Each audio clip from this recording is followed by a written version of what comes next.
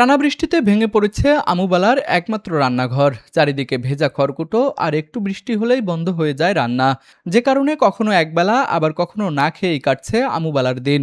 ৪৫ বছর আগে স্বামীকে হারিয়েছেন আমুবালা। এরপর থেকেই দারিদ্র্যের সঙ্গে লড়াই করে আসছেন তিনি। বর্তমানে একমাত্র ছেলেকে নিয়েই তার সংসার। অসুস্থতার কারণে সেই ছেলেও নিয়মিত কাজ করতে পারেন না। আল্লাহ করছি আমার নান্দা করা কেন করে কাম করে খেলাম, কেন করে ভাবনা দিয়ে খেলাম, আমি এইটা চিন্তা করছি বাবু। চিন্তা করছি আর কেন করে সংসারটা চলবে। আর ঘরত আমার কোনো নাইয়ে, মানসি করে খাটাইছিতে আমার ভাত খাচ্ছি, একদিন দেখুন আমার না হয় ঘরত কি করে খামো, আমার এইটাই চিন্তা করছি বাবু। এই অবস্থায় বাবু আজ লক্ষ্মীপুর যাচ্ছি, বাবু ভাত না আনছি কাকত করে আনছি, মাথাত করে আনবা পারিনি। শোনা বা বোঝা আনতে আনতে বা কানছু, যখন কানছু সেগুন ঠ্যাং পড়ে আছে বেরবানি কাছে।